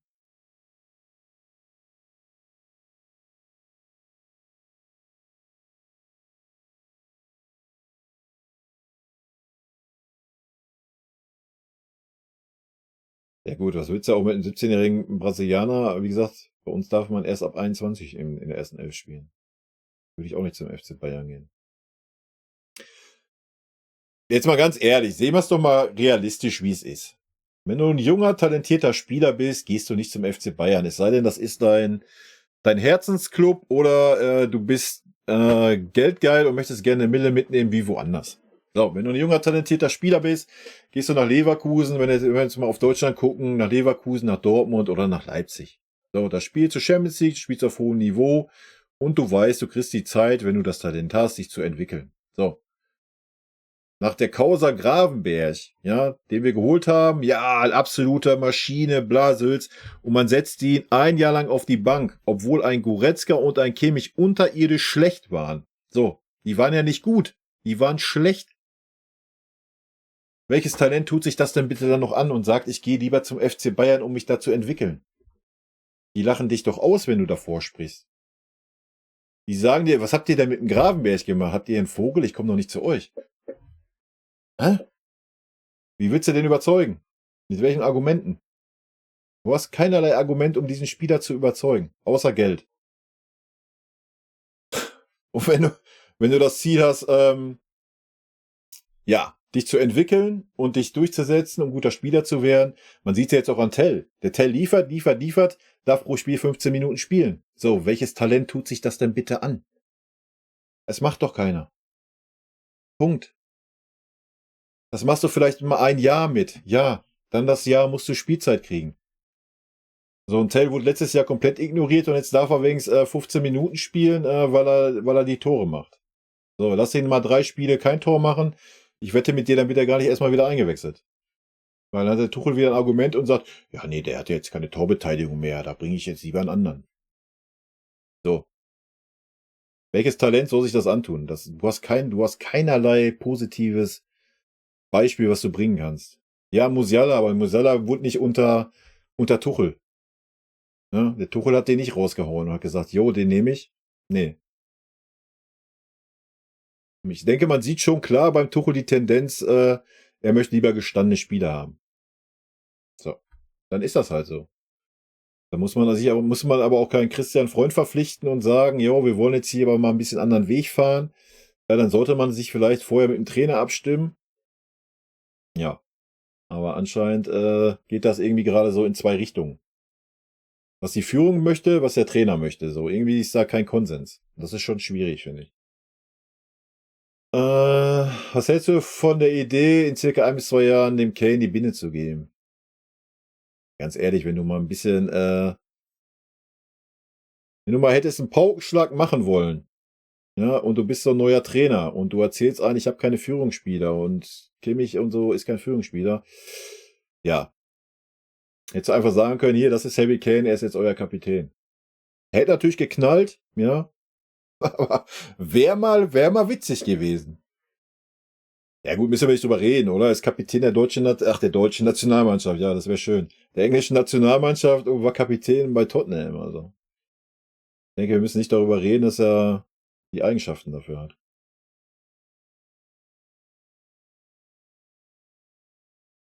Was heißt, Kimmich muss sich fügen, dann muss sich mal ein Trainer zurechtweisen. Sorry, wie diese Trainerschuld, wenn es man es grob unterbricht. Ja, weiß ich nicht beim Kimmich. Das wissen wir ja nicht. Werden ja keine Fragen dazu gestellt. So. Entweder sagt der Tuchel so und so, aber wenn er Kimmich das dann nicht so umsetzt, ja, dann müsste der Tuchel halt auch reagieren, aber ich weiß es nicht. Wie gesagt, die letzten Spiele waren ja ein bisschen besser beim Kimmich. Aber dafür sind die Ecken wieder schlecht geworden. 100 Mille bekommen wir nicht. Nee, das denke ich auch nicht bei der aktuellen Form. So 70 bis 80, ja, keine Ahnung.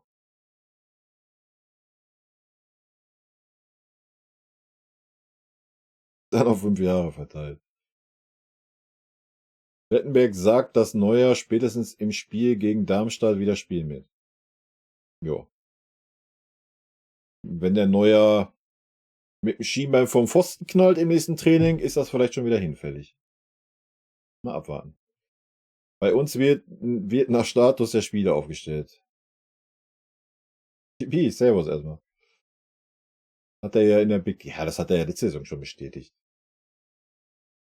Deswegen sage ich, du musst auch mindestens 21 sein bei uns, sonst Startelf, schwierig. Was sagt der Maulwurf dazu? Das würde mich ja mal interessieren, wer das ist, oder? Habt ihr da 'n Verdacht?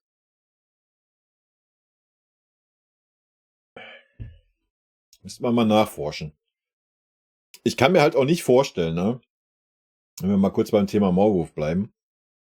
Ich meine, das ist ja jetzt schon über Jahre, ne? Ich kann mir nicht vorstellen, dass man im Verein nicht weiß, wer das ist. Also, es muss ja schon wer Hochrangiges sein, der da gezielt irgendwie die Infos droppt.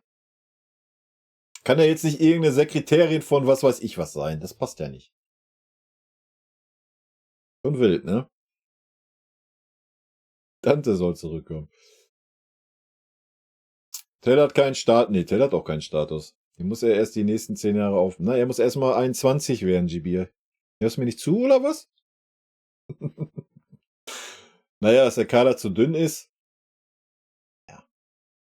Wie gesagt, hättest du noch einen Innenverteidiger, der rechter Verteidiger spielen, also so ein Pavard oder ein Stunny, finde ich den Kader nicht zu dünn. Ist für mich kein Argument. Wie gesagt, letztes Jahr hast du vielleicht 2 Spieler mehr gehabt, aber die saßen alle auf der Bank. Also, die sind auf der Bank versauert, die hast du nie eingewechselt. Deswegen immer dieses Argument, ja, wir haben ja noch 2 Plätze frei hier auf unserer Trainerbank, auf unserer Spielerbank. Ja, kannst du 11 Spieler einwechseln oder was? Nee, kannst du nicht. Dann hast du da wieder 11 Spieler hocken und da hocken wieder 2, die nicht 1 Minute Spielzeit kriegen. Ja, weiß ich nicht. Muss auch nicht sein. Dass ein Defensiver fehlt, da brauchen wir nicht drüber reden, ja. Aber alles andere ist doch gut.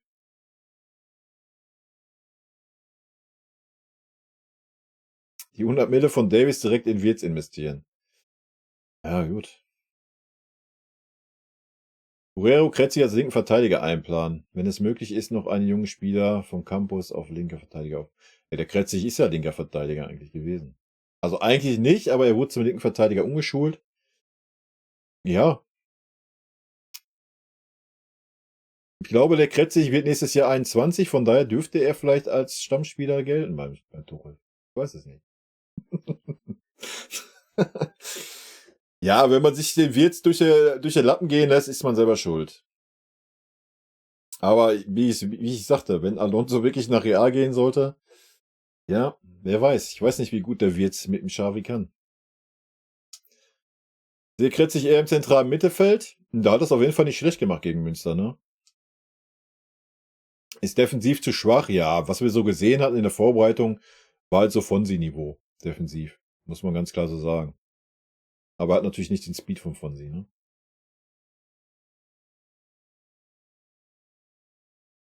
Sofortüberweisung aus Spanien. Ich weiß nicht, ob die da alle so flüssig sind.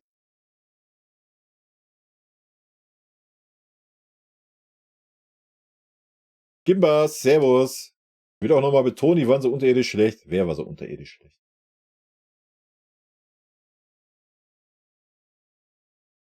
Wer gehen will, soll gehen. Ja, so sieht's aus. Das Problem ist ja eher, dass die nicht gehen wollen. Die gehen sollten. Wie man Tell behandelt, ist wirklich eine Frechheit. Ja. Wie gesagt, man muss halt froh sein, dass der Junge so auf dem FC Bayern fixiert ist. Warum auch immer. Ist er halt. Ja. Und dass er die Rolle so annimmt, ist halt nicht selbstverständlich, ne? Die Frage ist halt, wie lange? Ich weiß es nicht. Wird man sehen.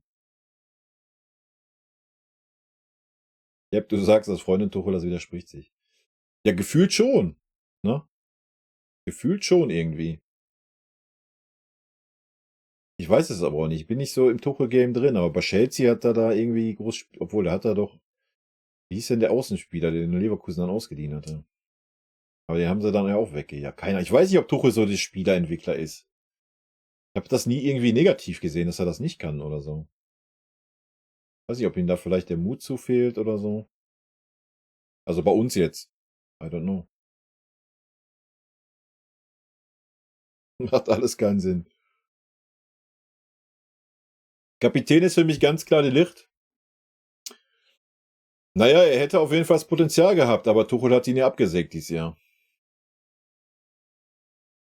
Und jetzt mit der Verletzung, ja, wird schwer werden, dass er irgendwie reinrutscht in die Stammelf, denke ich. Aber mal abwarten.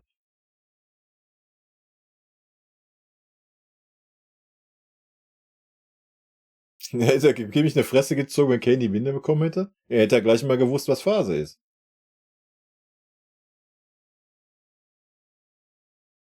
Anscheinend überzeugt Kimmich im Training so sehr, dass Kimmich immer spielt. Anders kann er nicht mehr.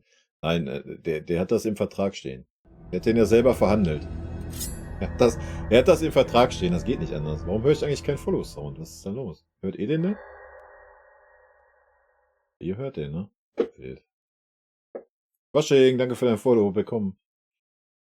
Nee, bei Kimmich, ich meine, wie gesagt, so die letzten Spiele waren einen Tacken besser, aber ich weiß das auch nicht. Ich weiß es nicht. Es muss irgendwas geben, das es verbietet, einen Kimmich nicht aufzustellen. Ich weiß nicht, ob wir jedes Spiel eine Mille Strafzahlung leisten müssen, wenn er nicht spielt oder so. Ich habe keine Ahnung. Das Ganze wild. Aber den Vertrag, war das nicht, das war Olli, ne? Olli und Brazzo haben den verlängert, ne? Waren sie noch so stolz, dass der Kimmich selber verhandelt hat. Glaub mir mal, der Kimmich hat da irgendwas reingeschummelt. Anders, das kannst du nicht mehr anders erklären. Ja, das hat er wahrscheinlich auch im Vertrag stehen, dass er nicht mehr hinten rechts spielen darf. Keine Ahnung, ganz schwierig. Ich weiß es nicht. Ich habe da auch keine Erklärung für. Du glaubst, Hoeneß ist der Maulwurf? Ich weiß es nicht. Keine Ahnung, ist schon wild. Hoeneß kann ich mir eigentlich nicht vorstellen. Hoeneß würde, wenn dann so die gewollten Infos rausholen. Das kann ich mir schon vorstellen. Aber der weiß ja echt bei jedem Furz irgendwas. Ist schon ganz komisch, ey.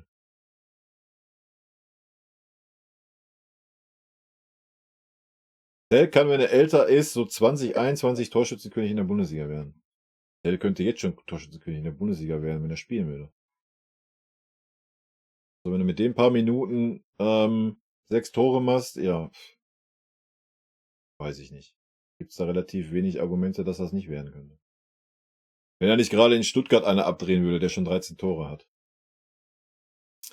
Von Wirtz halte ich nicht viel, ist ein Havertz 2.0. Wurde bei Leverkusen in den Himmel gelobt und dann mit dem Wechsel zu Chelsea kam der Sturzflug. Ja, Havertz war, weiß ich auch nicht. Havertz hätte ich auch nicht so gefühlt bei uns. Der war irgendwie so eine Mischung. Also Wirtz fühle ich schon, sage ich ganz ehrlich. Wirtz würde ich schon fühlen. Aber ich denke, das werden wir nächste Woche in der Nationalmannschaft sehen. Wie so ein Wirtz mit der Bayern-Offensive harmoniert. Unterm Nagelsmann. Bin gespannt. Dass der Kader zu dünn ist, hat sich auf meine Aussage bezogen, dass der Tuchel öffentlich nach dem Deadline Day sehr bemängelt hat, zu wenig Spieler auf manchen Positionen zu haben und Dresden genau das Gegenteil gesagt hat. Ach so, ja gut. Ja, aber hat der Tuchel ja recht. Wie gesagt, also in der Abwehr fühle ich die Aussage. Da brauchen wir nicht drüber reden. War halt dumm, einen Stunny wegzugeben, der jetzt in Leverkusen nur auf der Bank sitzt. So, bei uns hätte er wahrscheinlich mehr Spielzeit gehabt wie in Leverkusen. Aber ja, wir geben ihn mal nach Leverkusen. Macht Sinn, da kann er sich entwickeln. Super. Ganz großes Kino.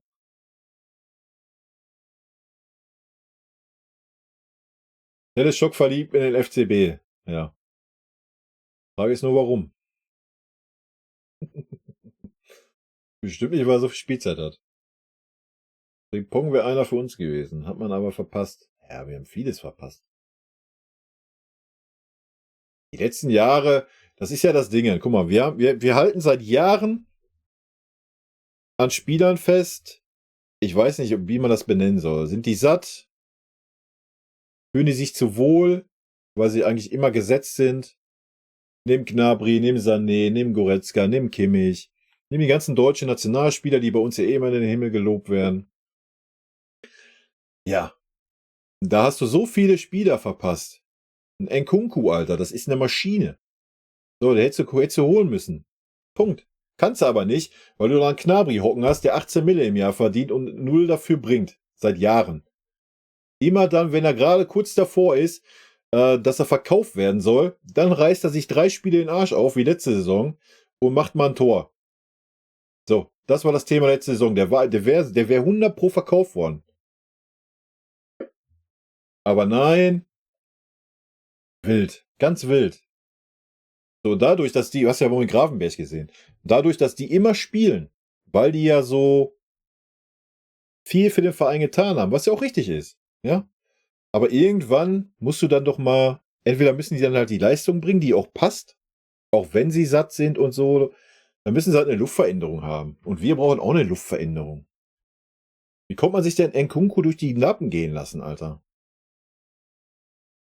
Ja, weil wir auf den Außen so gut besetzt sind. Ja, dann hättest du die mal wegjagen müssen. Ja, ist jetzt drastisch gesagt, ihr wisst, was ich meine. Ich meine, wenn so ein Gnabry ein Jahr auf der Bank sitzt, hätte er sich dann vielleicht auch überlegt zu wechseln. Weil der hätte ja nicht mehr gespielt, wenn er Nkunku gewesen wäre, Alter. Machen wir uns doch nichts vor.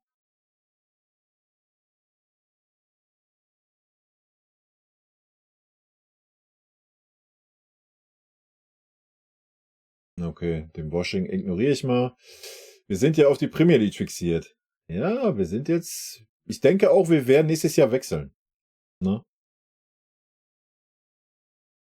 Ich meine, die DFL hatte eh keinen, die verhandelt ja keine guten Verträge. War ja damals schon mal, wann war das? Anfang der 2000 oder so? Hieß es ja mal, wir wechseln nach Italien. Das war ja auch so ein Joke. Ja, ich denke, wir wechseln in die Premier League. Wir gehen raus aus der Bundesliga, das ist einfach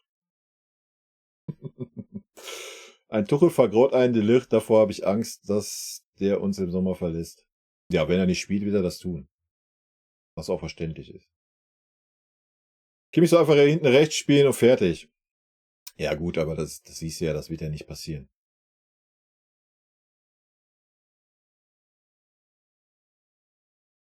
Aber ja, ich hätte ihn da auch gerne mal wieder gesehen. Naja, dann plündert unser Festgeldkonto, damit Kimmich auf der Bank sitzt. So ist das Geld am besten angelegt. Bin mal gespannt im Winter. Kimmich immer spielt, liegt daran, dass sich kein Trainer traut, ein verdientes Gefüge in Frage zu stellen. Ja, weiß ich nicht, aber beim Müller hat man sich das ja auch getraut. Beim Goretzka hat man sich das in der Vorbereitung auch getraut. Beim De Ligt hat man sich das auch getraut, der beste Mann in der Rückrunde war. Weiß ich nicht. Das ist der Vertrag nicht umwechseln, das sind unzulässige Klauseln. Hallo, den hat der Kimmich selber verhandelt. Ohne Berater. Das ist hier quasi handschlagmäßig. Da ist nichts verboten. Mike, moinsen. Und danke für dein Follow. Willkommen. Leimer hat die Klasse von Saar als Rechtsverteidiger. Ja, als Rechtsverteidiger ist ja eine Nulpe, Alter. Junge, da könnte ich direkt schon wieder auf 180 gehen. Auch selbst gegen Freiburg. Was ist denn los? Das ist ja ganz wild. Der kann ja defensiv gar nichts. Junge, Junge. Weiß nicht, wie man den als Rechtsverteidiger-Alternative betiteln kann. Das ist doch ein Witz. Wir zonen, damit Musala auf der Bank sitzt, oder was? Warum das denn? Wie gesagt, guck dir doch unser Spiel an aktuell. So, wir spielen doch nicht mehr über Außen, dass wir schnell außen die Grundlinie lang gehen oder sowas. Dann kannst du doch auch einen Musella und Wirtz in die Mitte stellen. Die Halbposition, ist doch alles gut. Ist doch gar kein Problem. Da sehe ich gar kein Problem drin. Aber ich denke, das werden wir auch in der Nationalmannschaft sehen unter dem Nagelsmann. Oder Nagelsmann, ja, vielleicht spielt er mit Dreierkette. Das ist bei uns halt ein bisschen, denke ich nicht, dass der Tuchel der Typ für ist. Mal abwarten. Der eine spielt halb links, der andere halb rechts. Jo, eben. Palinja Deal wäre halt optimal gewesen. Ich auch nicht. Bin da auch nicht drin in dem Thema Priminic. Wir werden sehen, ob der kommt im Winter. Ja, eben. Wie tut's dann in Leverkusen auch kommen? Hätte wahrscheinlich bei uns schon mehr Minuten bekommen. Ja, nicht wahrscheinlich, zu 100% hätte er mehr Minuten bekommen. Allein schon 90 in Münster. Ja. Ich sag ja, komplett Schwachsinn gewesen. Solange Knarri bei uns im Kader steht, ist er nicht zu dünn. Wild.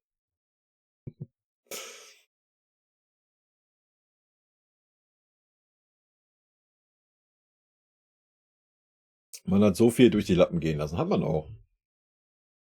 Da muss man sich halt nicht wundern.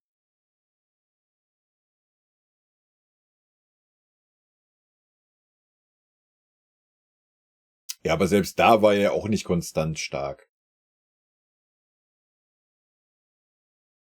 Weiß nicht, der Gnabry war stark, wo es darum ging, seinen Vertrag zu verlängern.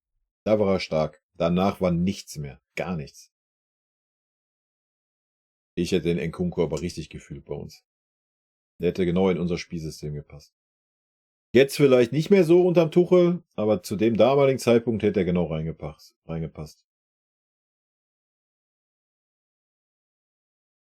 Willst du denn in Lappland?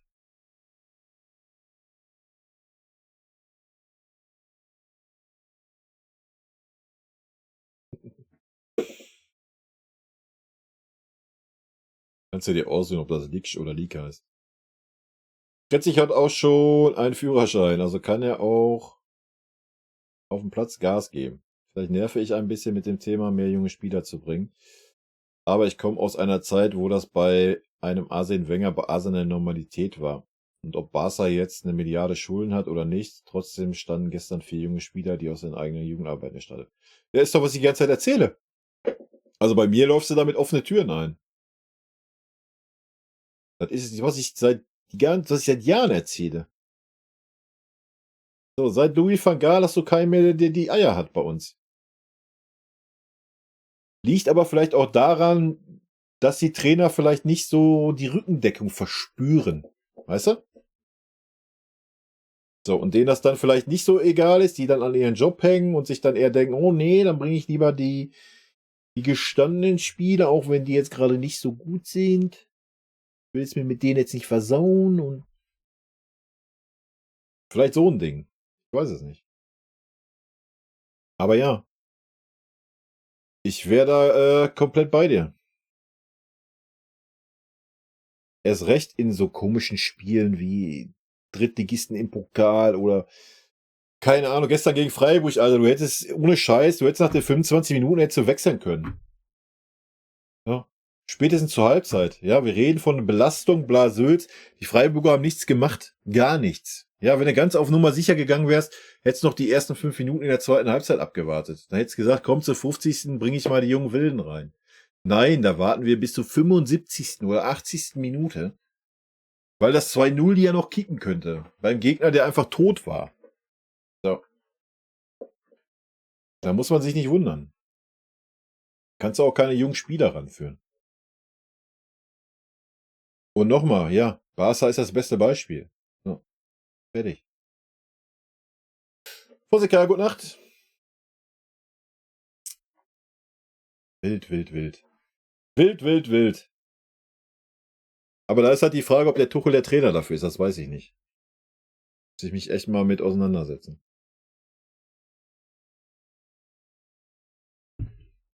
Aber er probiert ja noch nicht mal irgendwas.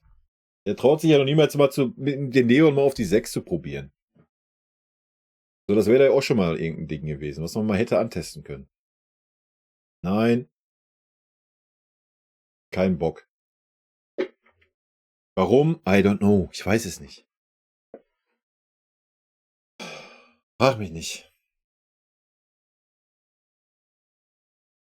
Aber gut, wenn man dann so die Aussage vom Uli hört, der sagt so, ja, ich hätte den Nagelsmann nicht rausgeworfen. Das war schon der Uli und der Bratzo. Ich habe es ja letztes Mal schon gesagt. War das auch hier im Stream, glaube ich? Mich das gewundert hat, weil der Uli ja immer gegen den Tuchel war. Der war ja schon zweimal bei uns im Gespräch. Und jetzt stellt er sich dahin so, ich hätte den Nagelsmann nicht weggehauen. Nee, nee, nee. Das ist schon, das ist dann aber auch schon richtig, richtig wild, ne? Da weißt du dann auch, wie so ein Tuchel sich fühlen muss. Ist halt auch wieder so eine komische Art. Sowas halt im Interview beim Bayerischen Rundfunk zu erzählen. Schon frech.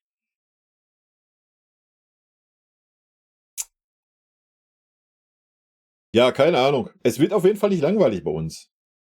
Ne? Und man muss ja immer noch sagen, die Ergebnisse stimmen. Alles ist gut. Das ist doch das Schöne. Da steckt keiner dem anderen in den Rücken. Ja, das hat man so manchmal das Gefühl, ne? Servus, HSV, FCB, RBS.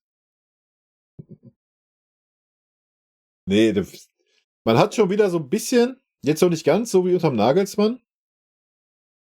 Der Nagelsmann war ja wirklich die ärmste Sau da. Der musste ja alle Themen abarbeiten, so, da war ja keiner da. Aber so ein bisschen hat man das beim Tuchel auch schon mehr das Gefühl.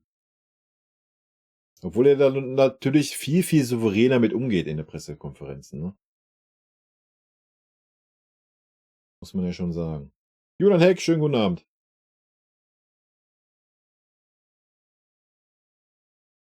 John Jay, welcher Innenverteidiger fällt jetzt aus? Wo, bei uns?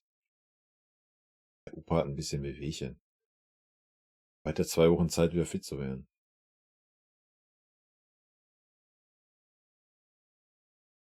Naja, es sind halt schon schwierig, so eine Aussagen, ne? Zum eigenen Trainer. Was heißt, er war nicht zum eigenen Trainer, sondern zum dem Trainer, den er ersetzt hat. Wenn sich dann der Oberpatron Hoeneß da hinsetzt und erzählt so, ja, ich hätte den Nagelsmann nicht rausgeschmissen, ne? Also eigentlich sind wir so und habe ich nicht gefühlt, war Olli und Brazzo. Das ist dann jetzt nicht so, was so ein Tuchel hören möchte, wenn er da gerade sitzt, glaube ich. Schon schwer.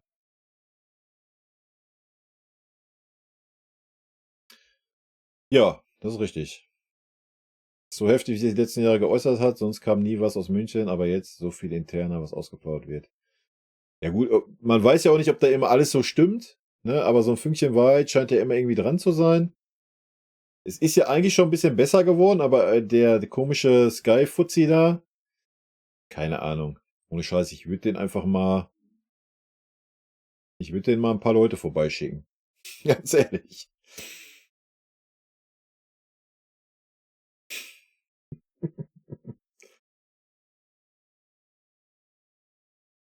Ja, ja, die Plätte.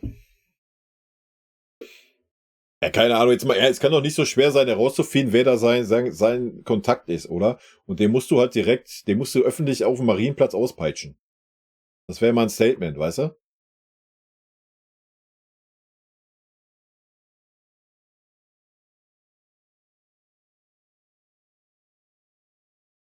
Ja, glaube auch, dass die Trainer der letzten Jahre ab einem Zeitraum in der Saison verkrampfen und zu viel Respekt vor diversen Spielern haben. Und das Große und Ganze, Campus, Talente, Weltclub-Darstellung geht verloren. Beim Nagelsmann lasse ich das gelten, beim Tuchel lasse ich das nicht gelten. Keinen Fall. Wie gesagt, der Tuchel ist, was das eigentlich betrifft, ein Arschloch. Da bei Paris gezeigt, hat er bei Chelsea gezeigt, dass denen das nicht poppt, ob das ein großer Name ist, ob das ein super verdienter Spieler ist, ob der 100 Millionen gekostet hat, wenn der ihm nicht ins Konzept passt. So, dann spielt er nicht. Punkt. Deswegen war es ja auch wichtig, dass man den Tuchel am Anfang der Saison mit reingenommen hat, da in diese tolle Taskforce. Ja. Nur entweder hätte man sich dann komplett drauf einlassen sollen, aber da sind wir halt wieder bei dem Thema, ja, unsere tollen 4 Kandidaten, die immer spielen, weil sie deutsche Nationalspieler sind und alle 20 Millionen verdienen und unser Aushängeschild anscheinend zu sein scheinen oder was. Und deswegen kannst du für die keine Konkurrenten einkaufen. So, das war das ganze Problem. Oder ist das ganze Problem. Deswegen wurde die Sechser-Debatte so lange weggeschoben. Ja.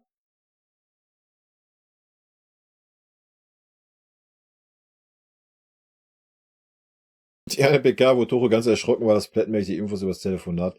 Ja, keine Ahnung. Entweder hat der da Wanzen oder der hat da irgendwelche Rechner gehackt oder so. Aber das muss ja, jetzt mal ernsthaft, das geht ja schon seit 2 oder 3 Jahren so. Man muss das doch wohl mal als Verein in den Griff kriegen.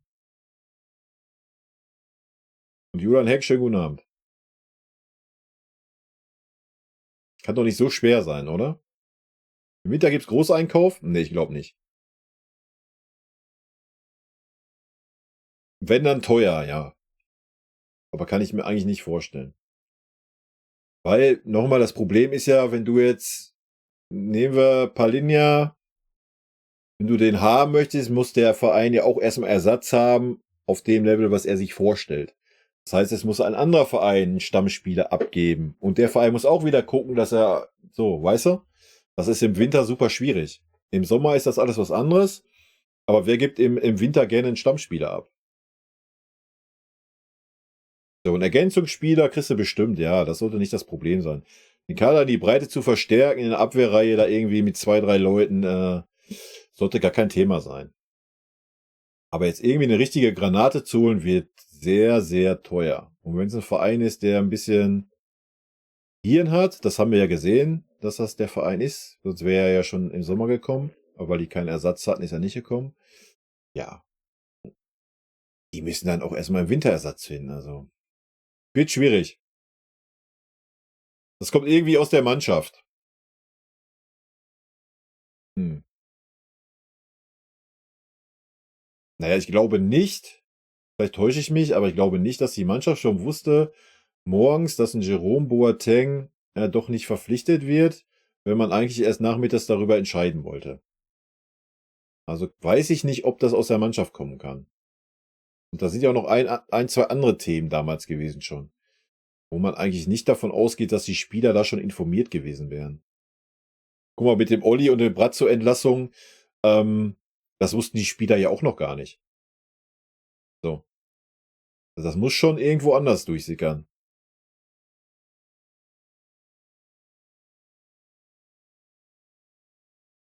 Mm, mm, mm, mm, mm, mm, mm.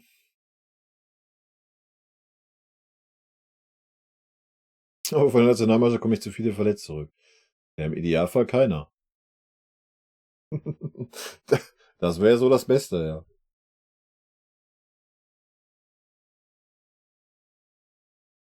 Warum Währungsspieler? Auf was bezogen?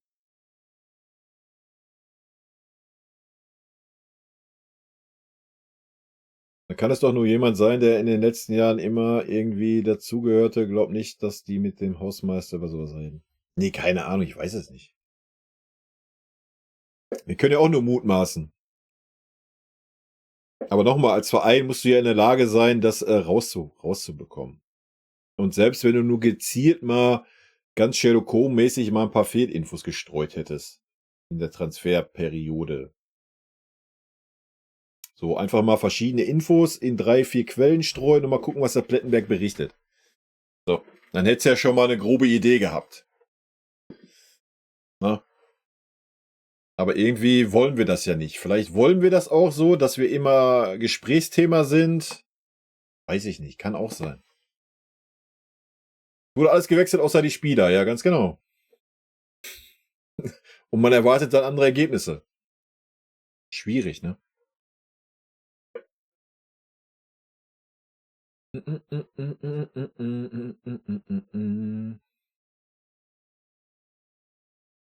Schwierig, schwierig, schwierig.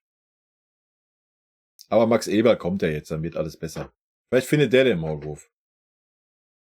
Und peitscht ihn dann öffentlich auf dem Marienplatz aus. Ach ja. Wäre auf jeden Fall mal.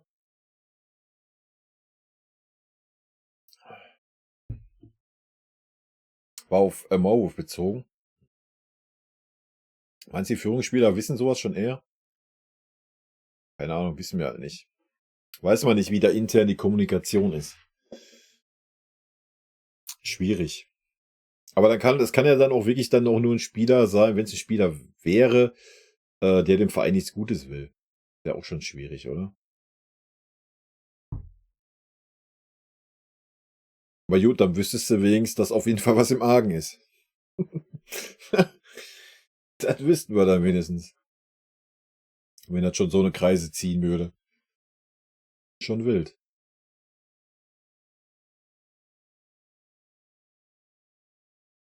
Vielleicht einer, der im Verein auf der Tasche liegt? Hm. Ich glaube nicht, dass der Saar so eine Infos bekommt, ey. Aber keine Ahnung. Der Saar verdient ja nur 3 Millionen bei uns. Ist halt schon. Ja, wenn du erzählst, der im Verein auf der Tasche liegt, da gibt's nicht so viele. Wer soll uns denn auf der Tasche liegen?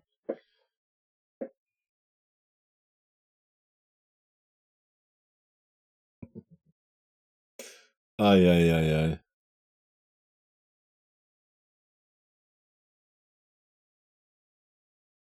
Ich bin nicht diskret. Ich bin nicht diskret. Ja, das ist ja, was ich sage. Kann ja auch ein Mitarbeiter sein, der keine entscheidende Rolle hat, aber sehr nah an der Führung dran ist. Ja, kann ja auch sehr gut sein. Aber nochmal, es kann ja nicht sein, dass du das innerhalb der letzten 3 Jahre nicht hinkriegst, das herauszufinden. Jetzt mal ernsthaft, wenn du das als Verein herausfinden möchtest, willst du das doch herausfinden. Und jetzt mal ganz dumm, selbst wenn du dir einen Privatermittler dafür anstellst, der den Plettenberg überwacht oder was? Was ist denn jetzt los? Jetzt mal ernsthaft. Das ist doch wohl kein Thema heutzutage. Oder engagier dir den russischen Hacker, Alter, der hackt den Plettenberg seinen Rechner und alles und dann weiß der auch Bescheid. Jetzt mal, also, der muss ja auch kein russischer sein, kann ja auch was weiß ich, ein asiatischer sein, die können das auch. Ja, aber jetzt mal ernsthaft, das kann doch nicht so schwer sein. Ha? Also, mal ganz ehrlich. Muss ich mich noch verkleiden und den Plettenberg mal stalken oder was? Eine Woche lang. Wenn Transferphase ist oder wie? Also, weiß ich nicht.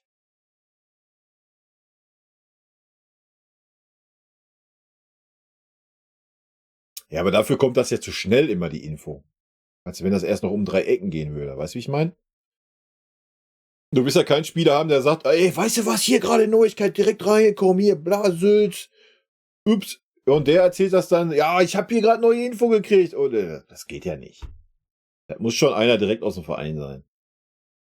Zum Schluss ist es Hoeneß selbst. Das kann ich mir halt nicht vorstellen. Verdacht habe ich auch schon gehabt, ja, kann ich mir nicht vorstellen. Hoeneß, ja, gezielte Infos, die er gerne streuen möchte, 100 Pro. War schon immer sein Ding. Das ist ja auch kein Geheimnis. Übrigens sind die 90 Minuten rum. Aber der wird ja nicht alles streuen. Was soll er davon haben? Das ist ja teilweise, hat es ja dem Verein mehr geschadet wie geholfen, manche Infos. Kann ich mir nicht vorstellen. Das kann ich mir nicht vorstellen. Ja, das war jetzt so der erste Teil, ne?